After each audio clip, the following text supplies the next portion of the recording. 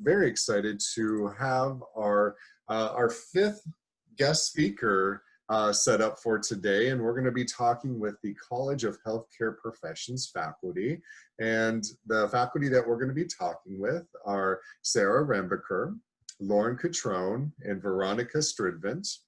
Today, our teacher moderator is going to be Brandon Elkert from Connolly High School. He is a forensic science teacher. And I'm going to be in the back providing some technical assistance and getting us started today. My name is Josh Mitchell, and I work for Region 13. And I work on all kinds of career and technical education initiatives, including being a health science teacher. So for today, our agenda is going to follow the following. We're going to do a quick roll call and introductions in just a minute. We're going to have a presentation from the College of Healthcare Professions faculty. We're going to have some questions that our moderator, Brandon Elkert, is going to ask our faculty and student speaker for today. We'll have an opportunity for the audience to pose some questions as well. And then we'll finish off with some thank yous and goodbyes for the day. All in all, I expect we'll be on here for about 1 hour today, so we should be done right around 11 a.m. So once again, very excited to have our faculty from the College of Healthcare Professions. And what I'm going to do right now is I'm going to stop sharing my screen, and I'm going to let Lauren Catrone go ahead and share her screen so that we can hear a little bit about the College of Healthcare Professions and what it's like to be a student there. I'm here today to remind you that the journey doesn't end here. It continues with you.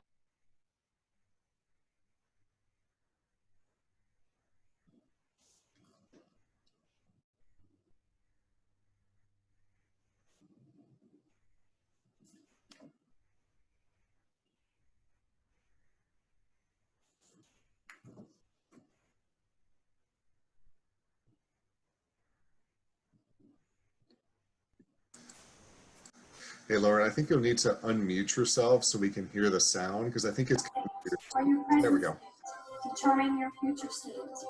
So get out there, reach for the job that will bring you passion, and congratulations, you did it. Today marks the end, but more importantly, the beginning. Congratulations to each of you as you embark on your brand new professional journey. All right, Brandon, or Joshua, am I unmuted? You are, you sound great. Okay, perfect, awesome. Good morning, everyone. My name is Sarah Rembeker, and I am not faculty. I'm actually the campus president for CHCP. I do have a phenomenal faculty team that definitely does a great job with our students, but I wanted to present to you guys some background information about CHCP. We're going to spotlight some of the programs, a couple of the programs that we offer, and we do have one of our students here with us as well today to share her perspective. We'll talk a little bit more about the programs in detail and a little bit more about what CHCP has to offer. So hopefully you walk away at the end of this with a good understanding of who we are, you know, what we do, kind of what our mission is here and the programs that we offer. So Lauren will also be assisting me throughout the presentation. She's our Director of Career Services. So she is responsible for helping all of our graduates seek employment when they graduate from the program. And so she's going to talk about some of those opportunities that exist within our programs as well. So welcome. We are excited to be a part of this presentation today. We start with the video that we started, our graduation video, and I apologize for the sound there, but the whole point of that is really to get students to understand what their goal is when they come in, to understand what the end's going to look like. And it's really, again, it's not the end, and that's what the messaging was in that presentation, is it's just the beginning of their journey. And so when they start with us, it's the first step of that journey, but we really encourage them to continue to keep on learning as they move forward. A little bit of history on CHCP just to start. We are an allied healthcare college here in Austin. We were actually founded by healthcare professionals within the McGregor Medical Association of the Texas Medical Center. So in 1953, we were an MA training program within that group. Training medical assistants for the physicians. And it started to take off, and the training was starting to be recognized as something that really added value to that physicians group and started to spread. So in 1990, we actually began offering programs outside of the McGregor network, and for over 30 years have been educating healthcare professionals, all focused totally on healthcare. We are accredited by the Accrediting Bureau of Health Education Schools. So all of our programs across the state are solely focused on healthcare, which allows us to hone in on what the needs are within our communities and within healthcare. We have campuses in Austin, Dallas, Fort Worth, San Antonio, Houston, and McAllen. And also we're regulated by the Texas Workforce Commission, again, to make sure that we're making solid outcomes and that really preparing our students for success. The programs that we offer here in Austin are medical assisting, which is a certificate, also a certificate medical coding and billing, and dental assisting. We have limited medical radiologic technologist, which is a certificate, and then we have 2 associate's degree programs, which are surgical technology and diagnostic medical sonography. What I want to point out real quick, and I don't think it's on a future slide, so I apologize if I jump ahead, but I'll adjust, is that we offer a very flexible scheduling model. So the first 3 programs on the list, the medical assisting, the medical coding and billing, and the dental assisting, are all offered in a blended format, meaning pre-COVID days, our students would come on campus 2 days a week to do their lab skills and all of their lab classes. The rest of their coursework is done remotely via our learning management system, and we issue all of our students a Chromebook in order to access the learning management system as a part of their tuition. So they get that Chromebook, they come on campus twice a week, and then the rest of the coursework is done online.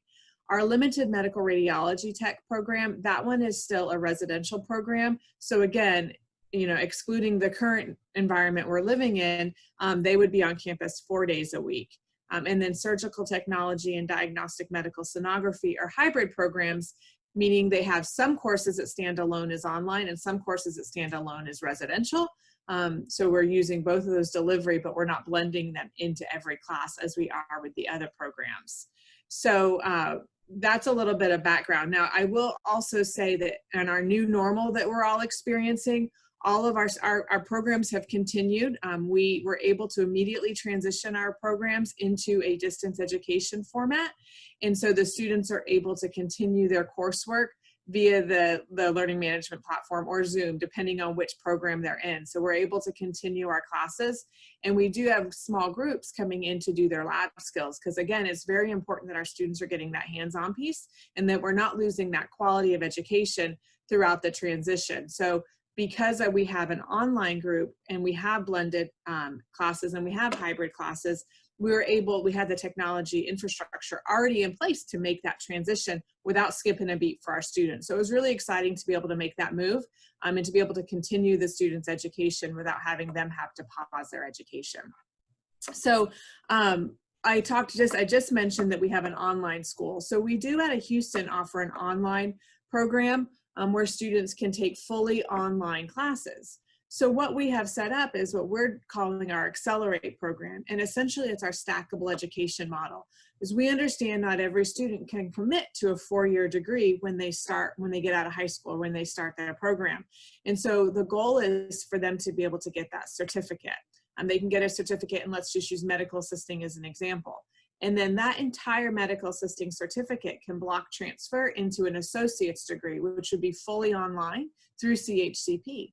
So now they've got to the point where they can begin to work. They can get employment with their certificate and then ideally work towards their associate's degree. And if they choose, then they can block transfer all of that into a bachelor's degree and work towards that.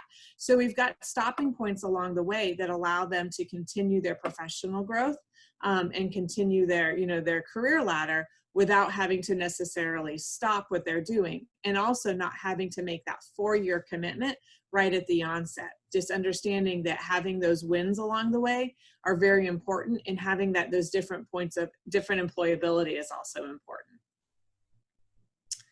So a couple of the programs we're going to spotlight today. I'm not going to go through every single program, but we wanted to talk about a couple of our programs. And the two that we picked are actually programs that we have partnerships with Ascension Seton with. And so that's kind of why we went down this road. And also just the need in our community for these two programs is the other piece. So our first program is medical assisting. As I discussed earlier, it is a certificate program that can be completed in as little as 9 months. It's preparing students to become entry-level employees in different healthcare facilities. We are preparing students for certification, and we pay for that certification as part of the tuition as well. The students actually test here on site. Our current pass rate, I believe, is around 97%. So we're seeing a very good success rate with that certification. And it's, like I said, it's all included. So our goal is to get them certified before they graduate, to make their career options a little bit broader down the road. When they are working, what they're looking to do is assist the physician with the exams, with minor surgeries as needed, depending on the clinics they are working in, administer medication, perform EKGs, the phlebotomy piece, lab procedures, vital signs, interviewing the patients, electronic medical records. They will cover they do go through some reception training as well, so learning both the front end and the back end of the office, and insurance, billing, and bookkeeping duties as a medical assistant. I'm going to let Lauren take it over here to talk a little bit about career outcomes and job outlook. Hi, yeah. So as Sarah mentioned, I'm the Director of Career Services here at CHCP Austin. And so my department mainly works with our students once they become graduates and have the training that they've received in their classroom, and we help partner them with employers that contact us looking to hire students or graduates with those newly earned skills. And so, as Sarah mentioned, a partner like Ascension Seton was finding a really big need in their clinics for medical assistants. And we actually have seen that across the board through all the major healthcare systems here in Austin, but you know, even small family practices. So medical assistants are in huge demand right now, especially with COVID. So we've seen this be one of our more successful programs. A lot of our students will start in the medical assistant program, continue their education, with their main goal is to eventually become an RN or LVN. So it's a good stepping stone for anyone that's planning to kind of go into that career path. It's one of our larger programs, but it's also one that has some of the highest outcomes. So Sarah had mentioned earlier that we are accredited by TWC and ABHES, which is Accrediting Bureau of Health Education Schools. And ABHES looks for CHCP to place at least 70% of our students, or help at least 70% of our students find employment within the field they came to school for. But CHCP's goal is much higher. It's 85%. And I'm pleased to say that the team here in Austin has met or exceeded that 85% over the last 4 to 5 years. So that really shows you, you know, what the demand is like. And I would say it's, at some points it's been 90%. So that's almost 9 out of every 10 of our graduates are going out and immediately becoming employed in their field once they start. From their potential workplaces, I kind of briefly mentioned this. You know, private physician practices make up a large part of our employer partnerships. General medical practices, clinics, long-term care facilities. But what we've really found to be successful is to partner with some of the larger networks like Ascension Seton, where we're helping our medical assistants get into their clinical network.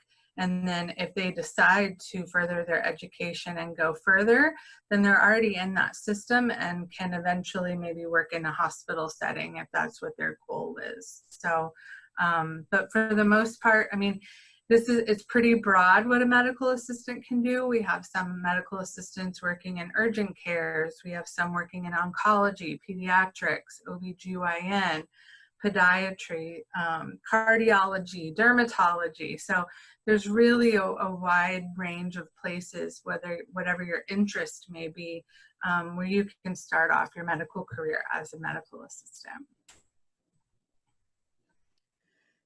So what does it take to get into the medical assisting program here? What we're looking for is that students have a high school diploma or GED, that they're able to read and write in English. And we do administer the Scholastic Level Exam, which is called the SLE or Wonderlic, and that is administered in English. So we need to make sure that they can successfully complete that. And it's just assessing their preparedness for college level courses, basically.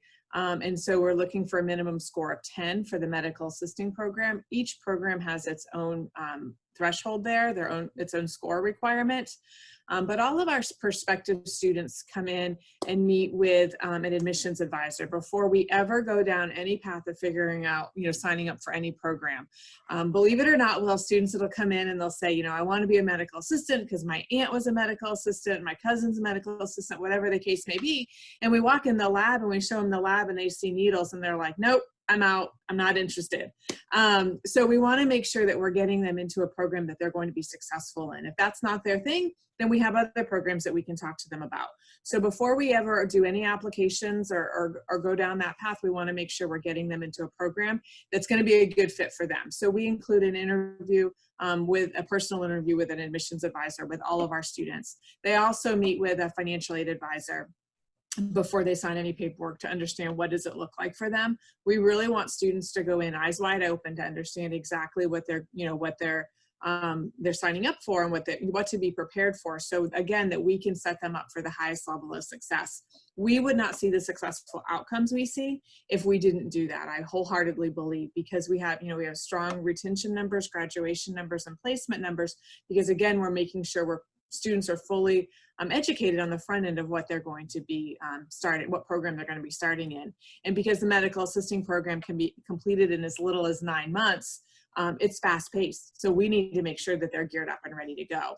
So those are the requirements for the medical assisting program. And the next slide is going to talk a little bit about what does the Accelerate model look like for medical assisting students. So here you can see a student could start as a medical assistant, which takes about 9 months.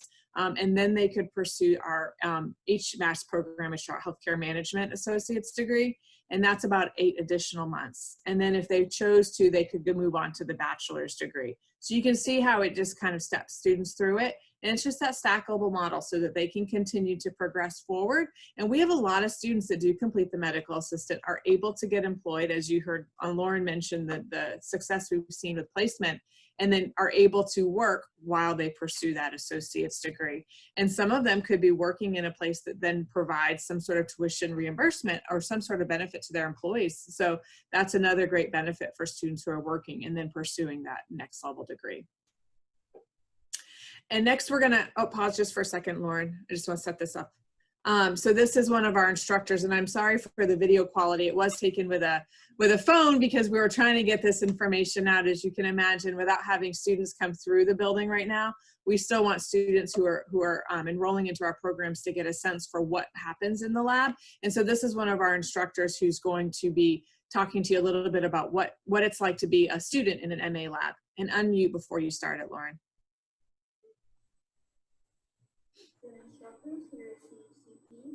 Our combined team of instructors has over 122 years of experience, so it's safe to say you'd be in really good hands. So as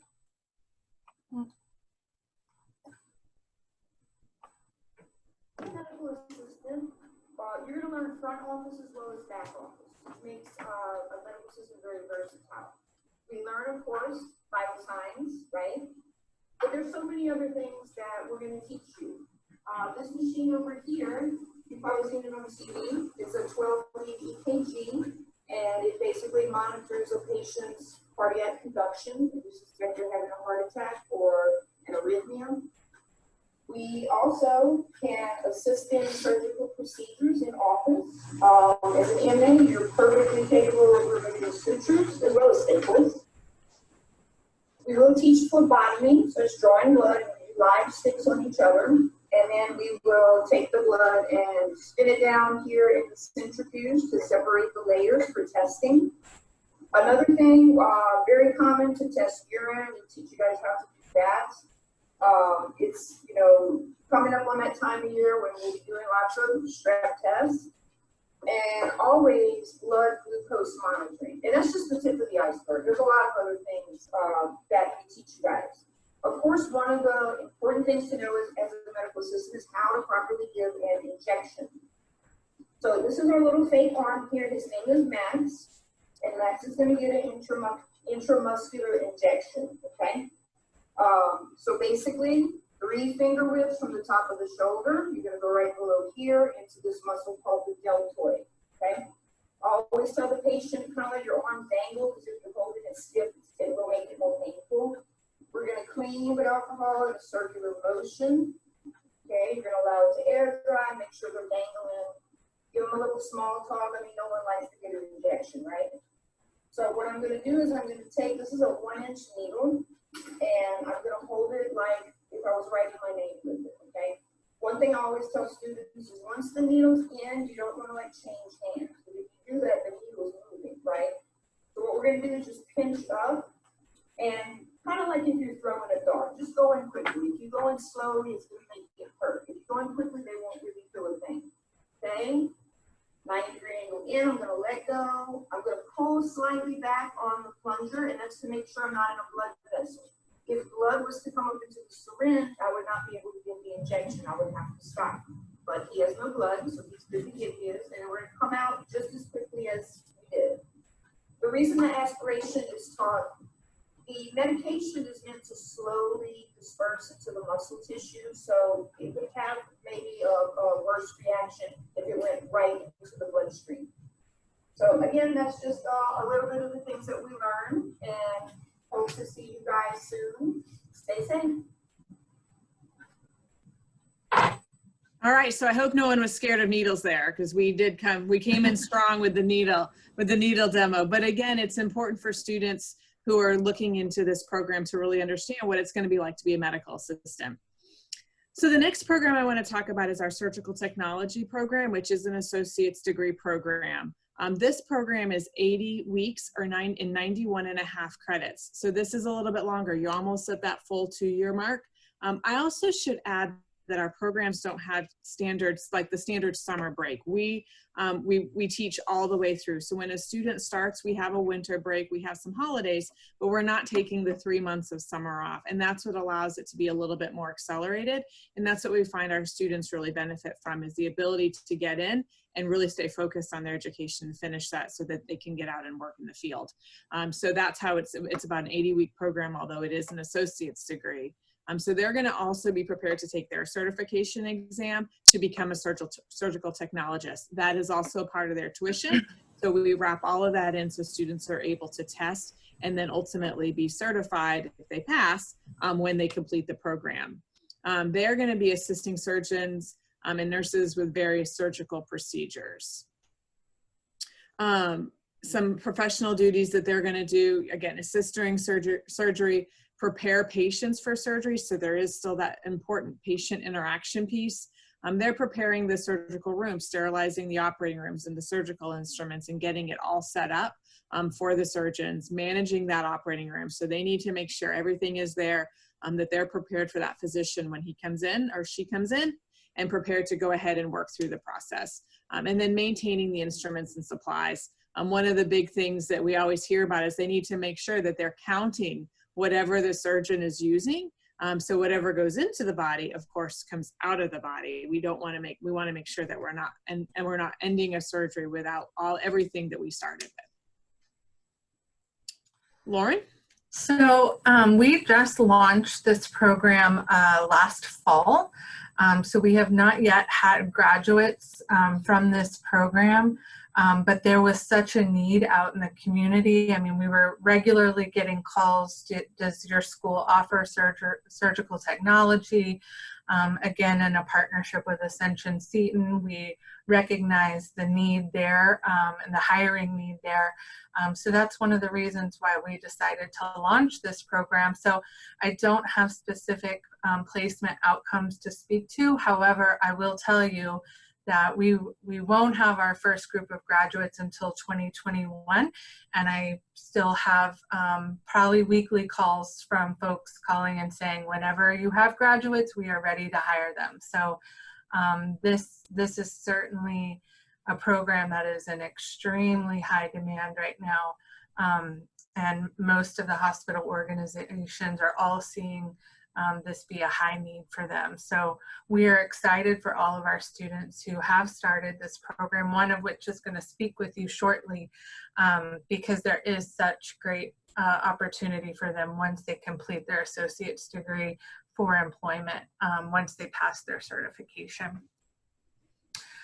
So they too can work in clinics, so outpatient surgical centers, obviously hospitals, but then there's opportunity outside of being in the operating room, where they can do sales rep type positions. That would probably be post some experience in the operating room, but definitely shows, you know, the opportunity that can be there as you move forward in your education and your career experience.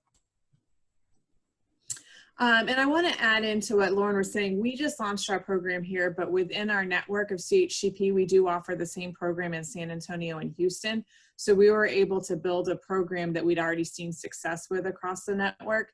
So they've seen, again, success with getting students out into the hospitals and get hired. And also the program curriculum was established for us, so we're able to jump right into that. So it is something that's new to Austin, but not necessarily new to CHCP. What are we looking at? Again, we're going to take them through that interview. It is incredibly critical that we do this with our surgical technology interests, because the academic rigor is a bit higher for this one because it's an associate's degree. We also all love Lauren here, but we know that Lauren's not going to be a good fit for our surgical technology program because the sight of blood isn't something that she enjoys. So we want to make sure that we're understanding our students, what's making them tick, and understand that how they're going to be a good fit.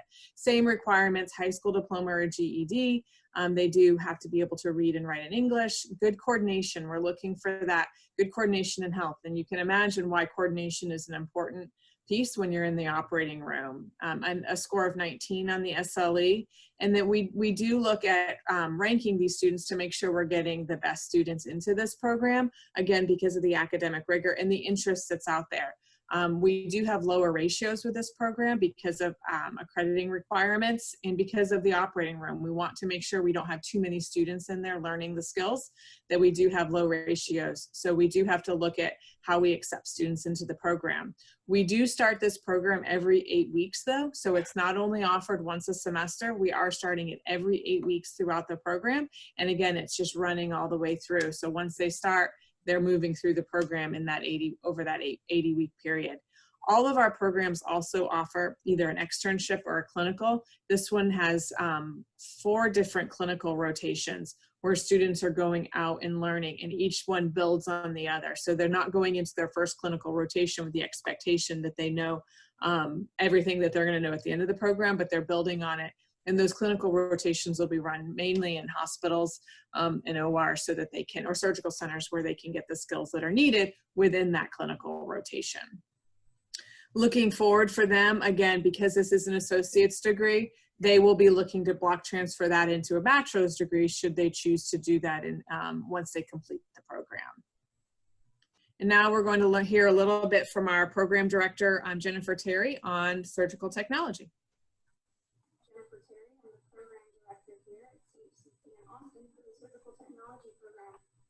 And I have 19 years experience as a surgical tech. I have a master's degree in education. I'm Army trained. I've done a bunch of stuff around the nation. I was an item writer for the CST examination, which is the test that you would take upon completion of this program. And I've been a guest speaker at AST conferences for multiple years. So I bring a bunch of information to you from all over the world. I've been in Austin for 10 years of my 20 years experience as a surgical tech, and I'm currently employed at Baylor Scott & White in Lakewood. So I'm really excited to be here and share this program with you. Did you know that the Bureau of Labor Statistics projects the field of surgical technology faster than all occupations from 2018 to 2020? So that means after 20 months of this program and earning an associate's degree, sitting, challenging, and passing a CST examination, you would be eligible for employment, not only here in Texas, but all over the world, because the U.S. Bureau of Labor Statistics is nationwide, not just Texas. So what I wanted to show you really quickly is our lab here. This is where you would practice your skills before ever going out and putting them to use on a live patient. What's demonstrated here in all blue is considered sterile. So if you or a family member have ever had surgery before, you have been touched by a surgical technologist. And it's more than just the blood, guts, and glory that are going into our current t-shirts that the students are requesting. There's a lot of information that you would need to know.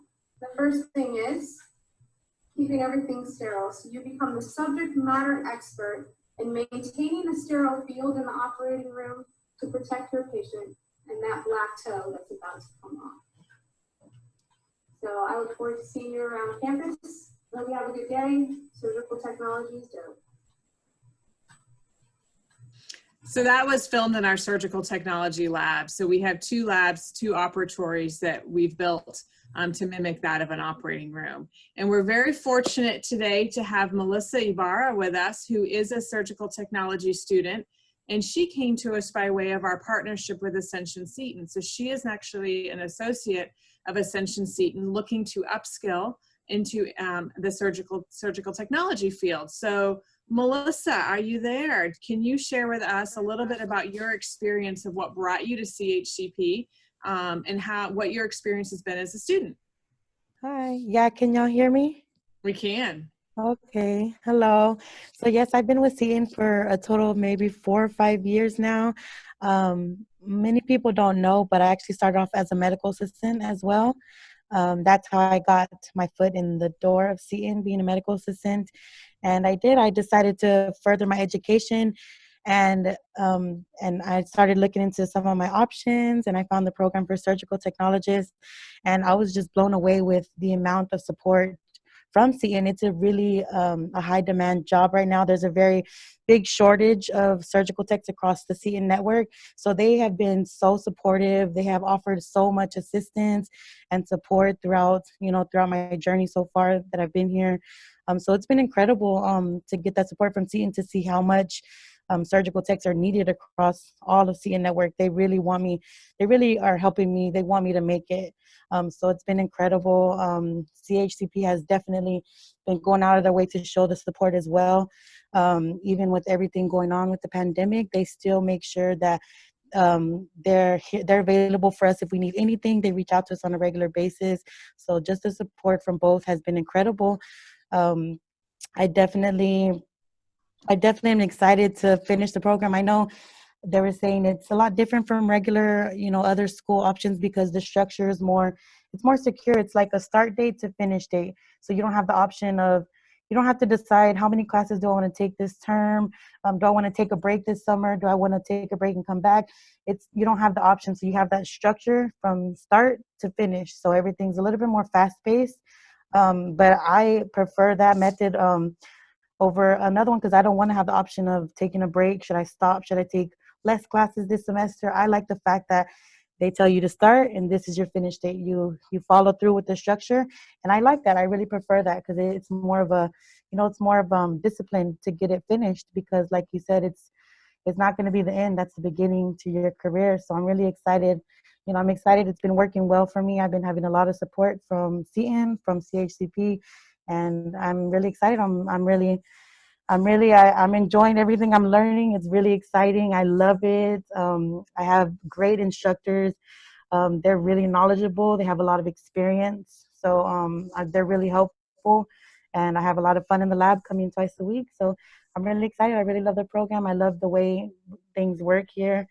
And I'm excited to graduate next year. Thank you, Melissa. And if you can just hang out, I think there's going to be questions at the end, and some of those may be posed. Maybe you may be best suited to answer those. And as you can see, Melissa is donning our finest 2020 PPE, which we have all become attached to over the past couple of months. So that is one of the requirements when on campus and in a common area or in one of our labs, is that we are wearing PPE to protect one another and to protect our CHCP community. We had invited Chelsea Haynes, who's one of our medical assisting students, also part of our partnership with Ascension Seton in the medical assisting program. But as we know with our students, the balance of life and school and work and everything that is involved, sometimes that becomes a little bit of a strain. And so she wasn't able to make it today, but we are excited to have her. And she is nearing the end of her program, in which we hope she'll be able to move forward with her career through the Ascension Seton Network as a result of that partnership. So very excited about both of these young ladies and their journeys that they're taking, and excited to be a part of it here at CHCP. So just to talk a little bit about kind of what we stand on here at CHCP, and I'm not going to go through each one of these items, but what I will make sure that is really important for us at CHCP is a couple of things. The experience a student has when they come in, from the first time they walk in the door until they graduate with us, and then beyond. We want to make sure that that experience is a positive one. And we know that life continues to happen, and that's what I tell the students at orientation. We unfortunately can't pause that life button while we're going to school. Things will continue to come up, but we really try to provide the wraparound services for our students and really help them so that that life doesn't impact their ability to finish the program. So we have a lot of resources that in our Student Resource Center. We tell students that, you know, if they have a situation, they're probably not the first or the last to experience that. And so we likely have a resource. And if not, we're going to seek it out. We're going to work with community partners. And we're very involved with our community for a few reasons. First of all, we want to make sure that we're providing great allied healthcare professionals to the medical community, but we also want to make sure we're partnering with the community to be able to provide resources for our students. We have a thriving ambassador program where students are also working on establishing a community partnership each quarter that we can give back to as an organization as well, so that students learn to give back, because it's likely something that they may have had to utilize at one point. So providing that wraparound service is important. All of our instructors also come from the field. So our accrediting body requires a certain amount of industry experience in order to teach, because we are teaching a skill.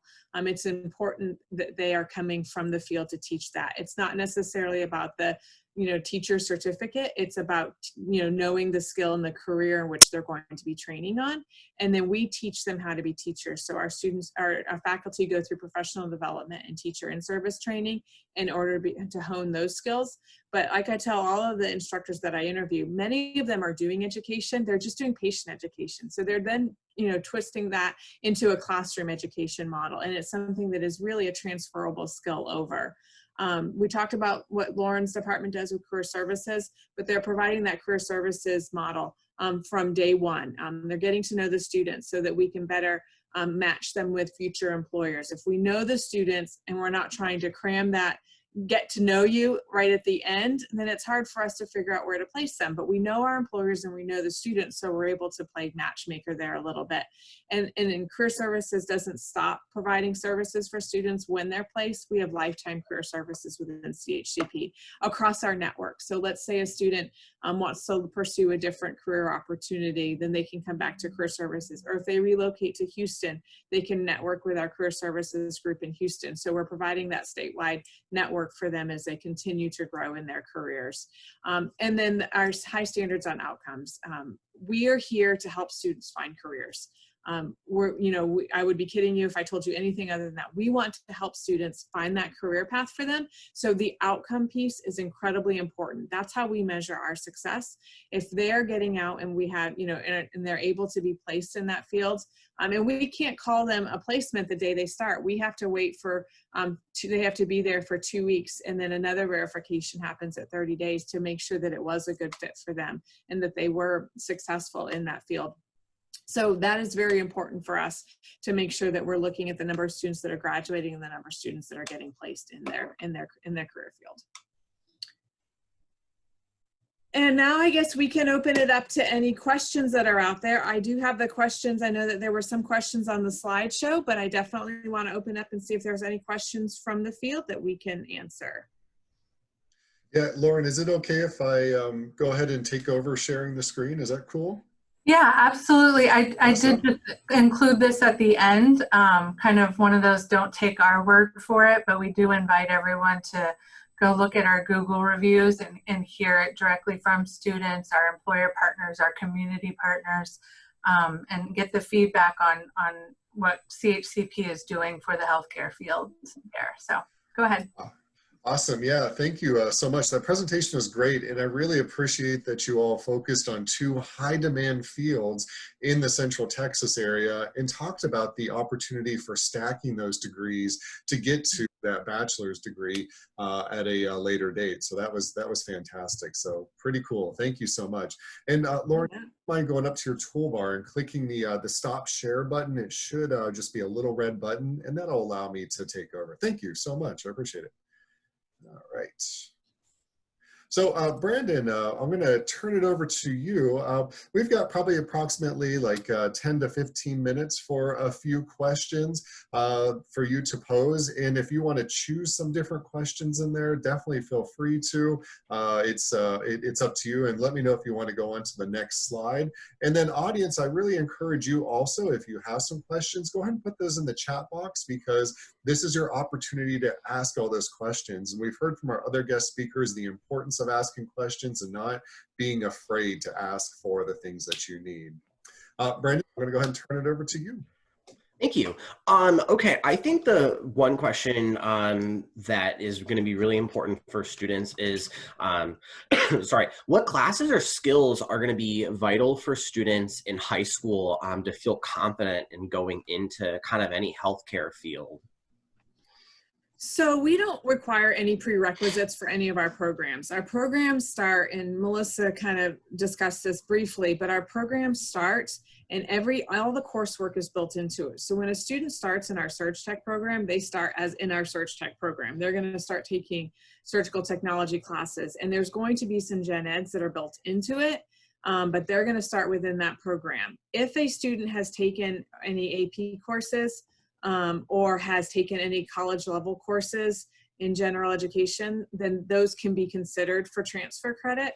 But we don't require those in order to come into our program. My best advice for students would be that any sort of healthcare class, an A&P, a biology, something in which they can get exposed to that and have a good understanding if that is something that is of interest to them. It is really hard for, high school students, high school seniors to really hone in on exactly what they want to do. So having that baseline knowledge, some sort of healthcare exposure will help allow for that. And with the great healthcare programs that exist now in the high schools, we're seeing that exposure does happen at an earlier time frame. Great, thank you. Yeah, I appreciate you emphasizing students kind of like finding what's right for them. I think that's really important. Let's go ahead and flip to the next slide for time purposes. I know a lot of times students are really interested in kind of like getting a little bit their feet wet in high school. Are there opportunities that y'all have for volunteers or for students to come and shadow and see what it's like to be at your school, that sort of thing? Yeah, so again, pre-COVID, we did have partnerships. I have to kind of put that asterisk on stuff, right? We did have partnerships with high schools. High schools would bring student groups in and do field trips through the campus, and we did hands-on tours, which were really popular. So we'd bring in, let's say, 10 students into a medical assisting lab that was active at that time, and we would do an activity with those actual students to allow them kind of a 10-minute hands-on demonstration to understand what it was like, again, to get their feet wet. We also had a partnership with AISD, with another high school, where students were able to come on campus every Friday, and they took one of our college level courses. And then that, if they enrolled here, that was able to transfer into their program. And it was just a HIPAA course. So again, whether or not they went here or somewhere else, it's really valuable information, but it was able to transfer in here. And then every week we focus on a different program. So they spent 2 hours in the lab in each one of our programs to get that exposure. We are certainly open to exploring. Because of our size, we're able to explore those possibilities in order to figure it out. And even in a new normal world, with in the post-COVID world, I still think there's opportunity to do that through video and through Zoom. As you saw, we did the video demonstrations with our instructors or program directors. So getting that opportunity to get a really good understanding, because I think it is important, and again, I'm going to keep saying it, is to find the best fit program for students. I do want to kind of piggyback. I know we've kind of maybe danced around COVID a little bit. Aside from the obvious like distance learning, which teachers are experiencing right now as well, are there any ways that you think programs might change, whether it's what you're teaching or, you know, things like that as far as COVID? I think it's going to, you know, obviously impact lives going forward for a long time. Mm-hmm. Yeah, I think the delivery model is the biggest change and biggest impact for us. Really understanding and learning how to teach in the new delivery model. Because we did have that infrastructure already in place in CHCP, we were able to make the change. But it is different when you've got a residential student and now you're teaching them in a distance learning environment. They weren't an online student from the get-go. They were a residential student. So having to transition that and then learning how to continue to ensure that we get the lab skills. I talked about quality.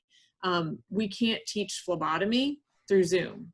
You can't do it. And so, or how to best position an x-ray through Zoom in our LMRT program. So it is important that we're learning how to hone in on those teaching, how to teach those lab skills in the small groups and more efficiently. So I think as we move forward, because it is going to be expected to be here for a while, we can do the lecture components via distance learning without an issue. But now it's about making sure that we continue to get the lab skills completed timely and with quality so that the students can keep moving forward through their programs. The other piece is that social support piece. It's very important that we continue to provide that support for our students, and we're doing outreach every single day with our students to call and just to check in. No other reason but to check in with them, because that's a big difference maker for CHCP. And I talked about the wraparound services. When I can't lock eyeballs with my students throughout the day because they're not on campus, we have to build that into our model. And it's taking, you know, it's the outreach piece for us to make sure that we continue to do that, because that service, the expectation for the team here is that we continue with the same level of service, quality, and that the education continues. So how do we do that and how do we approach it? It does have to change a little bit, but in the end, the goal is still the same. I'd like to tag on to that briefly. One of the questions posed earlier is, you know, what kind of classes can high school students do to be prepared for a college setting? And, you know, even though the format of CHCP is typically hands-on because of the skills we're teaching, I would definitely say now a heightened level of computer proficiency is extremely important, not just because of the obvious of knowing how to navigate through distance learning, but the healthcare field in general is moving more towards telehealth, understanding of electronic medical records.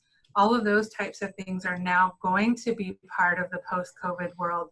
So a level of computer proficiency is going to be kind of ratcheted up a little bit when it comes to the skills that employers are looking for. Yeah, absolutely. Great. I'm glad you mentioned that. I hope lots of districts are listening. I know students really enjoy having technology. I know our district is not one-to-one yet, but you said it. We need to get kids more computers in hands and get them working more. So I'm glad that you said it.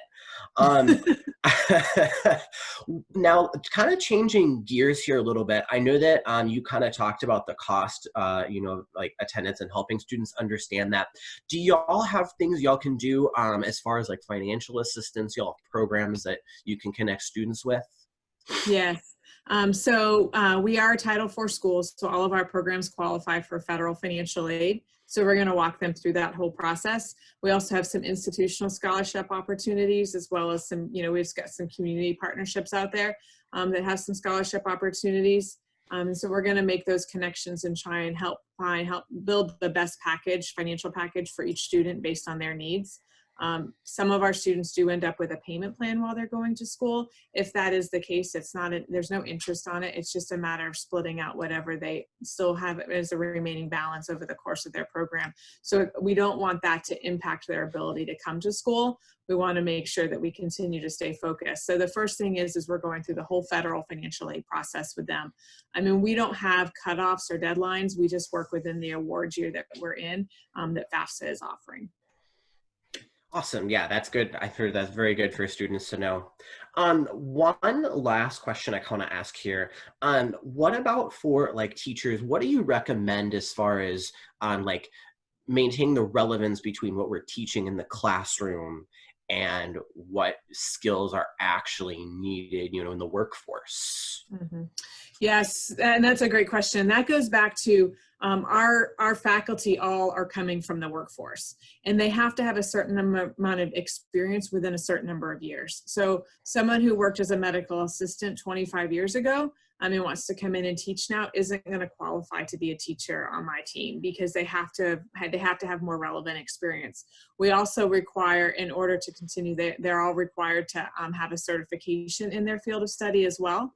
So they have to be certified as a medical assistant to be teaching medical assisting. And then we require professional development annually so that they're continuing to hone their skills and understand it. Some of them still work in sort of an adjunct or PRN role in the facilities. I know the sound wasn't great, but our program director for Surge Tech, she still works PRN within a hospital network. So she's still staying current on that. We also have an annual advisory board meeting where different employers and community, and we also have just public members sit on that advisory board, review our program and review the curriculum to make sure that the content that we're covering is what's needed in the field, because it is going to change. And Lauren hit the nail on the head with telehealth being a big push. Things are going to change. So that advisory board comes in and provides that feedback to us. And then lastly, we have curriculum teams across our network who meet monthly and talk about the curriculum and talk about any feedback that they've received. So maybe we have an advisory board in Dallas that receives some feedback. They're going to bring that to the curriculum team and then discuss it. So we're taking that information across the network to make sure that the relevance continues. Awesome. That's good to know. If I can just ask one question of Melissa, it looks like we're right at about time here. What advice would you give maybe like high school students or maybe even people who have just graduated who really are, looking at this field? I definitely give the advice of so being like just getting my foot in the door with CN period. It's been such a huge help. They help with so much scholarships and discounts and grants with school, so it can dramatically bring your tuition costs down. So I think that helps a lot. So if there's any like certificate, like the M certificate, like they were talking about, that you can stack up to get your foot in the door to something that carries you along, I think that helps so much. It helps so much just being with CN and coming back to further my education, because they help with just support, with many different resources to help me get through school, and also with the cost. So I think that alone is a big help. And I think just like expressing the importance of the healthcare field, period, just letting them know, like, hey, if you want to be a part of the healthcare field, it's a very high demand job. It's a wide variety of specialties. It's always going to be in demand. You're never going to run out of work. I think just evaluating the importance and the demand of the healthcare careers, period. I think that shows a lot of importance. It should definitely see how important it is in our society, how much is demanded and needed from us. I think just elaborating on that alone, having your foot on the door helps a lot. Just kind of understanding that being part of the medical field alone, it not only just teaches you skills, it gives you a job, but it also, you take a lot home with you. It makes you smarter all the way around, being a family member, being a mother, being, it just helps you all the way around and bring skills home. So it's very important. I think just the field alone is very incredible. The support, the demand is incredible. So I think that alone should definitely be expressed to the students that are considering it. And Great, good thank you. attendance in class, right, Melissa? What was that? I'm sorry. I said, and good attendance in class, right? Yes, definitely, because even though we get tired, I understand there's a lot that you take in, but every small thing it goes a long way. The knowledge that you learn here is incredible. You learn some very important stuff about the human body, about your health, about ways of, being, just about your body, the functions in your body. So I think even the smallest information goes a long way. So it's very important. It's very interesting. It's not just something they're like, this is what you need to know. Like, we actually find interest in it. As you go along the way, you're like, wow, it's fascinating. It's very educational. It, like I said, it goes home with you. So it's very important information that you actually have interest in. You want to learn more about it. You're like, wow, you're fascinated by it. You want to learn more. So you kind of don't want to miss school. It makes you not want to miss school at all. You want to learn more. It keeps you going. It keeps you wanting to learn more. Keeps you interested. Good answer, Melissa. I think we had a question come up in the chat. Yeah. Veronica was answer? asking if you could just talk about the flexibility of start dates a bit, because that is great about your program, that there is some flexibility there. Could you address that for us? Yes, I would love to. So most of our programs start every 4 weeks. And we have rolling admission. So every 4 weeks we have a new class coming in, which also means we have new graduates going out into the community. Our DMS program is a semester based, and it only starts twice a year. It's a little bit more competitive, but we back into the number of positions that are out there. The last thing we want to do is put more ultrasound techs out there than the community can hire, because then we've got students that go through a program and aren't hireable, basically. So we back into our capacity based on that. So we start that one twice a year. And then we also start surgical technology every 8 weeks. So that one's not quite as accelerated as the 4 week, but there every 8 weeks we have surge tech. So every 4 weeks in our blended programs, we have a new class starting school with us. We also offer classes. We offer a day shift and an evening shift, even in the blended model. So our day students come 2 days during the week, pre-COVID, and our night students would be here 2 evenings. So it allows for that flexibility for the work schedules, childcare, whatever the case may be, that the students also have to balance with going back to school. That is awesome. I'm glad to hear that there is so much flexibility, because of course there's always going to be family obligations and things that kind of come up along the way. So it's definitely fantastic. But we are actually coming to the end of our hour, and I just wanted to really take a moment to thank our professionals from the College of Healthcare Professions for sharing with you a little bit about what it's like to be at their school, as well as some of the high demand areas. So Sarah, Lauren, and Melissa, thank you so much for sharing all that. And Brandon, thank you again for helping us moderate today. I really appreciate that. It's great to hear all the different perspectives.